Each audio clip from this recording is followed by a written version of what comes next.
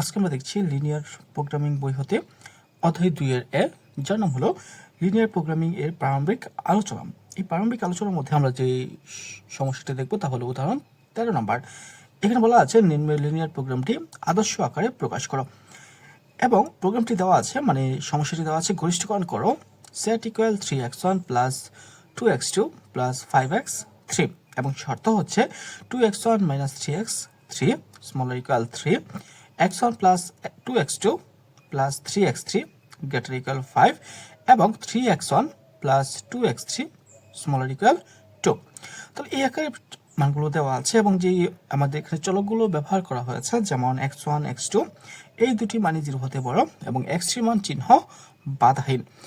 এটা চিহ্নের বাধাহীন বলা হতে পারে, চিহ্ন নিরপেক্ষ বলা হতে পারে, যে কোনো কিছু বলতে পারে, যাই বলুক না কেন এটার মানে কিন্তু একই, চিহ্ন নিরপেক্ষ, চিহ্ন বাধাহীন, এগুলো যাই বলুক না কেন অর্থ কি একই। তাহলে আদর্শ আকার রূপান্তরের জন্য কিছু শর্ত রয়েছে বা বৈশিষ্ট্যাবলী রয়েছে, যে বৈশিষ্ট্যাবলী আমাদের অবশ্যই মেনে চলতে হবে। তাহলে বৈশিষ্ট্যগুলো আমরা একটু বই থেকে দেখে নিচ্ছি, তাহলে আমাদের বিষয়টা সুবিধা হবে। তাহলে এখানে আদর্শ আকার রূপান্তরের জন্য প্রথমে সকল শর্তগুলো সমীকরণ আকারে হবে। আদর্শ আকারের জন্য কি করতে হবে? সকল শর্তগুলো অবশ্যই সমীকরণ আকারে লিখতে হবে। শর্তের ধ্রুবক অঋণাত্মক হবে, যে ধ্রুবকগুলো রয়েছে ধ্রুবকগুলো অঋণাত্মক হতে হবে। সকল চলক অঋণাত্মক হবে এবং চলকগুলো কি হবে? অঋণাত্মক হবে। উদ্দেশ্য ফাংশন গরিষ্ঠকরণ বা লঘিষ্ঠকরণ হবে। আমরা গরিষ্ঠকরণ আকারে কাজ করব, মূলত লঘিষ্ঠকরণ করে যদি এই আকারে থাকেও মানে লঘিষ্ঠকরণ আকারে যদি থাকেও ওইটাকে আমরা গরিষ্ঠকরণ করে নিব। কিভাবে করে নিব? শুধুমাত্র একটি মাইনাস দিয়ে গুণ করে, উদ্দেশ্য ফাংশনটাকে মাইনাস দিয়ে গুণ করেই তা আমাদের গরিষ্ঠকরণ হয়ে যাবে। যদি দেখো, যদি কোনো শর্তের মান 0 হতে ছোট থাকে, কোনো শর্তের মান কি থাকে? 0 হতে ছোট থাকে, তবে যে শর্তের মান 0 থেকে ছোট থাকবে মানে কি দেখো xi স্মলার ইকুয়াল 0 হয়, তবে xi equal minus xi prime হবে। কি হবে? xi equal minus xi prime হবে, যেখানে xi প্রাইমের মান 0 হতে কি হতে হবে? বড় হবে, যে xi প্রাইমের মান 0 হতে বড় হবে। এটা যখন আমাদের পরবর্তীতে প্রয়োজন পড়বে তা আমরা ঠিক কাজ করব। আর যদি xi চিহ্ন নিরপেক্ষ হয়, মানে যে কোনো চলক যদি কি হয় চিহ্ন নিরপেক্ষ হয়, তবে xi পরিবর্তে আমরা লিখবো xi prime minus xi double prime হবে, এবং xi ডাবল প্রাইম এটার মান কি হবে? 0 হতে বড় হবে। এই জিনিসটা কিন্তু আমাদের মনে রাখতে হবে, যে কোনো চলক যদি কি হয় চিহ্ন নিরপেক্ষ হয় তাহলে কি হবে? এটা কিন্তু আমাদের প্রচুর ব্যবহার হবে, যে চিহ্ন নিরপেক্ষ হলে কি হবে। যদি চিহ্ন নিরপেক্ষ হয় তাহলে যে চলকটা চিহ্ন নিরপেক্ষ তার পরিবর্তে কি হবে? xi prime minus xi double prime হবে। ঠিক আছে। এরপর যদি কোনো শর্তে কি থাকে? স্মলার ইকুয়াল যুক্ত থাকে, চিহ্ন যুক্ত থাকে, তবে বাম পক্ষে কমতি চলক যোগ করতে হবে, এবং গ্রেটার ইকুয়াল চিহ্ন যুক্ত থাকে, তবে বাম পক্ষে বাড়তি চলক বিয়োগ করতে হবে। কমতি চলক বাড়তি চলক সর্বদাই অঋণাত্মক হবে, সকলগুলো কি হবে? অঋণাত্মক হবে। যদি কোনো শর্তে xi স্মলার ইকুয়াল di আকারে থাকে, এখানে এটা দ্বারা বোঝানো হয়েছে যদি কোনো চলকের মান কি xi স্মলার ইকুয়াল di বলতে যে কোনো সংখ্যাকে বোঝানো হয়েছে, যে কোনো সংখ্যা আকারে থাকে। মনে করো আমরা দিলাম x1 স্মলার ইকুয়াল 3, ওকে, x1 স্মলার ইকুয়াল 3 মানে সংখ্যা থাকলো, তাহলে হবে কি? তাহলে হচ্ছে xi prime equal xi minus di হবে, মানে xi প্রাইমের মান হবে ওই xi থেকে যে diটা ছিল ওইটা আমাদের বাদ দিতে হবে, বিবেচনা করা যাবে। সেখানে xi এর মানটা কি হবে? xi প্রাইমের মানটা হবে 0 থেকে বড়, এবং যদি শর্তে কি থাকে xi গ্রেটার ইকুয়াল di, মানে কি xi হতে diটা বড় থাকে, এই আকারে থাকে, তবে হবে আমাদের xi prime equal di minus xi বিবেচনা হবে।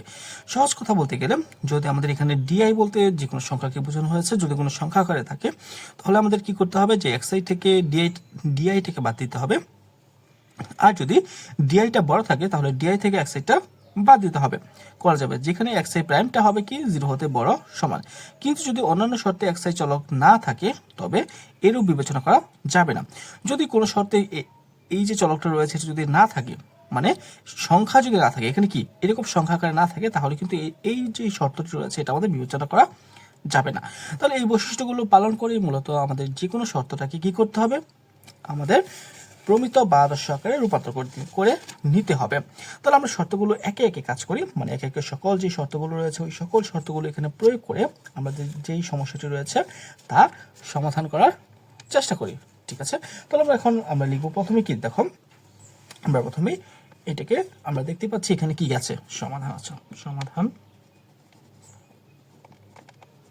সমাধান। সমাধানের জন্য আমরা এখানে দেখতে পাচ্ছি যে একটি চলক আছে চিহ্নের বাধাহীন, চিহ্ন নিরপেক্ষ, তাই না?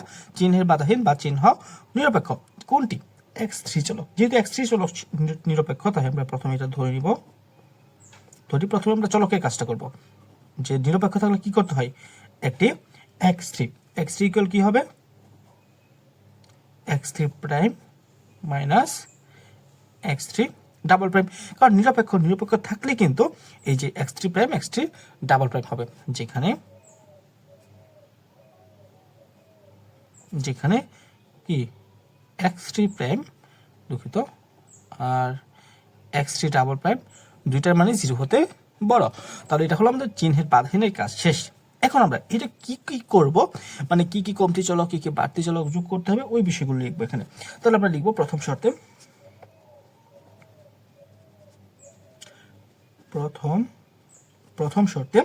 একটু খেয়াল করি। আমরা প্রথম শর্তে কি দেখো, আমরা প্রথম শর্তে যদি একটু তাকাই, তাহলে এখানে আছে স্মলার ইকুয়াল। কি আছে? Smaller equal. তাহলে স্মলার ইকুয়াল থাকলে আমাদের কি চলক যোগ করতে হবে? আমরা একটু মনে করার চেষ্টা করি। স্মলার ইকুয়াল যদি থাকে তাহলে আমাদের কমতি চলক এখানে নিতে হবে। কি নিতে হবে? কমতি চলক। এখন মনে প্রশ্ন দেখতে পারে, এটা কমতি চলক আমি পূর্বের লাইনটা যদি মনে না থাকে অথবা মুখস্থ না করি, তাহলে আমি কিভাবে লিখবো? এটা আমরা শর্ত দেখেও খুব ইজিলি বুঝতে পারি যেটা কোনটা কমতি চলক হবে, কোনটা বাড়তি চলক হবে। এটা বোঝার শর্ত হলো, বা এটা বোঝার একমাত্র উপায়টা হলো, আমরা যদি এখানে তাকাই তাহলে আমরা দেখতে পাচ্ছি, দেখো এই পাশে স্মলার ইকুয়াল মানে কি? স্মলার মানে কি? মানে হলো এই পাশে মানটা ছোট এবং এই অংশে মানটা বড়, তাই না? এই পাশে মানটা ছোট আর এই পাশে মানটা কি? বড়। যেহেতু এই পাশে মানটা ছোট আছে, মানে এখানে কম আছে। এখানে কি আছে? কম আছে। আর যদি কম থাকে তাহলে হবে কমতি চলক। যদি কম থাকে তাহলে কি? কমতি চলক। এই পাশে কম, কমতি চলক। আবার এখানে আছে গ্রেটার মানে কি? এই পাশে বেশি, এই পাশে বেশি। যদি এই পাশে বেশি থাকে তাহলে যেই চলকটা যোগ হবে তা কি হবে? বাড়তি চলক। বাড়তি চলক। কারণ আমাদের কাজটা কি? ইকুয়াল করা। কাজ হলো ইকুয়াল করা। যেহেতু ইকুয়াল করা কাজ, আদর্শ আকার মানেই হলো অসমতা চিহ্নকে বাদ দিয়ে ইকুয়াল করা। তাহলে আমি যদি এখানে যে অংশ কম রয়েছে তা যদি যোগ করি, তাহলে দুইটা চলকই দুই পাশেই মানটা সমান হয়ে যাবে। তাই এই পাশে যেটা যুক্ত হবে সেটা হবে কমতি চলক। আবার এই পাশে যেহেতু বেশি আছে, তাহলে বেশি অংশটা যদি বাদ দিয়ে দেই তাহলে কিন্তু দুই পাশের অংশ সমান হয়ে যাবে।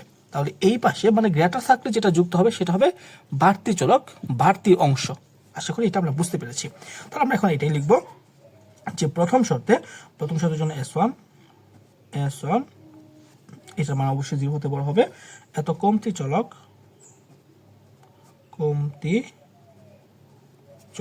দ্বিতীয়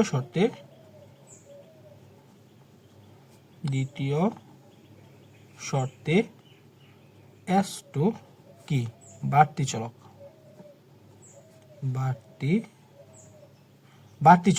তারপর তৃতীয় শর্তে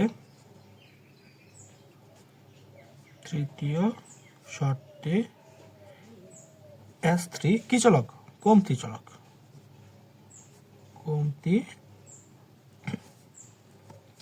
চলক নিয়ে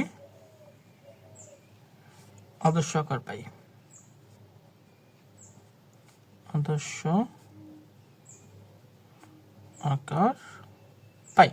এখন এটা আদর্শ আকারটা কিরকম হবে? আদর্শ আকারটা হচ্ছে আমাদের, দেখো ফার্স্টে গরিষ্ঠকরণ করো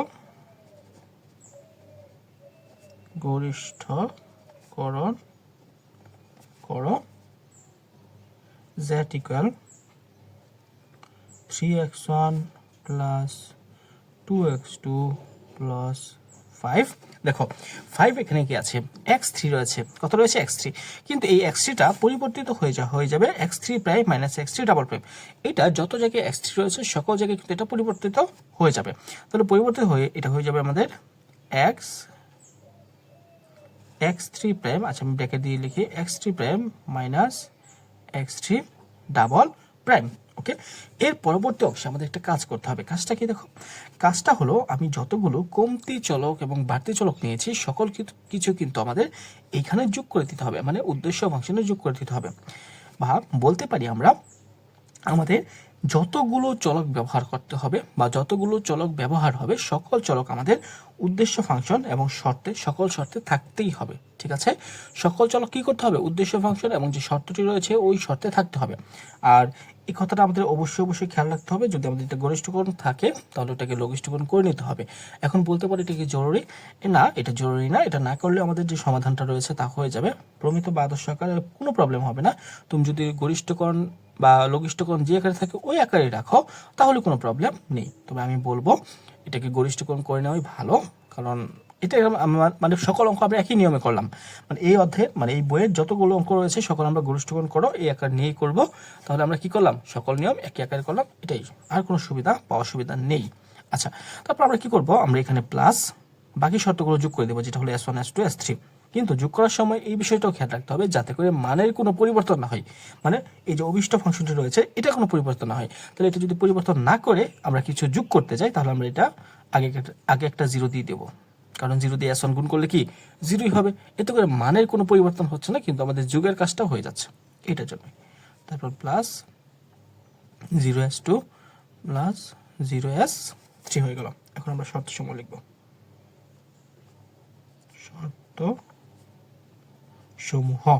শর্ত সমূহ কি আছে? প্রথমে আছে 2x1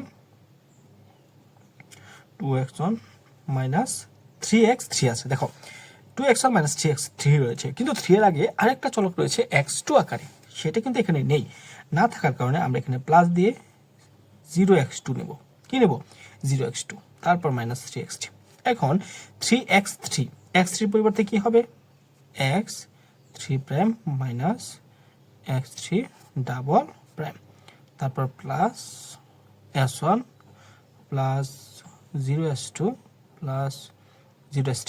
আশা করি 0S2 S3 কেন নিয়েছি এটা আমরা বুঝতে পেরেছি, কারণ প্রথম চলকের জন্য আমাদের যে কমতি চলকটা ছিল, মানে প্রথম শর্তের জন্য কমতি চলক হিসেবে ছিল S1, S2 এবং S3 কিন্তু ছিল না।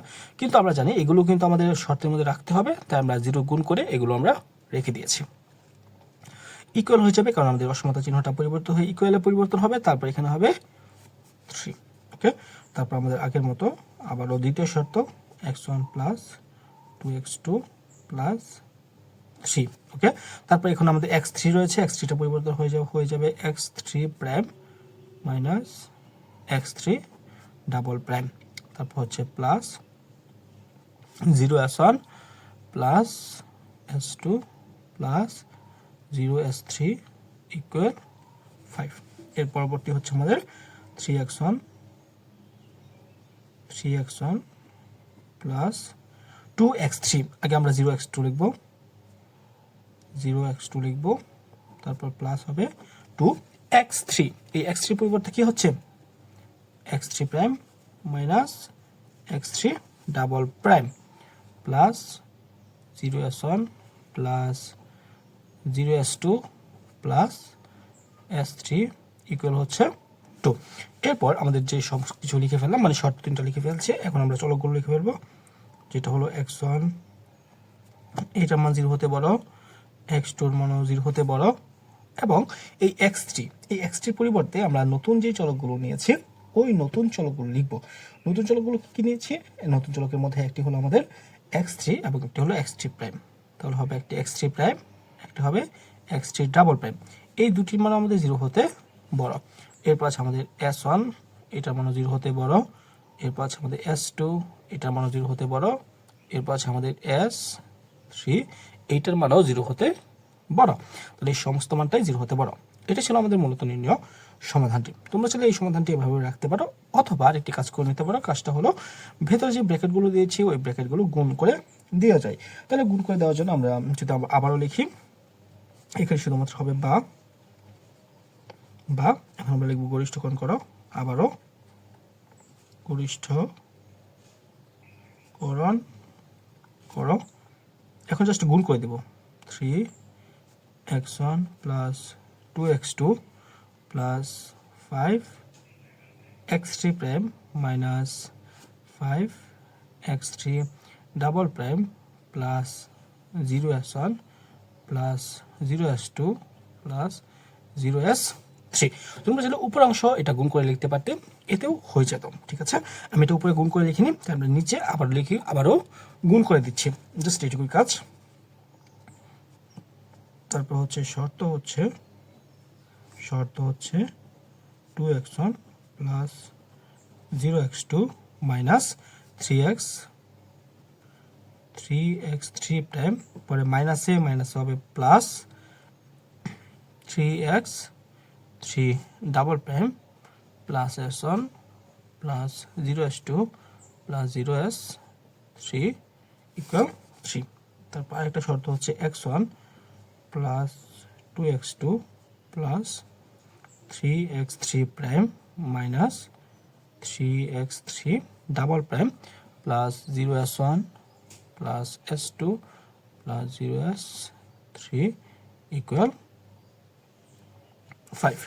এরপর তৃতীয় শর্ত হলো আমাদের 3x1 প্লাস 0x2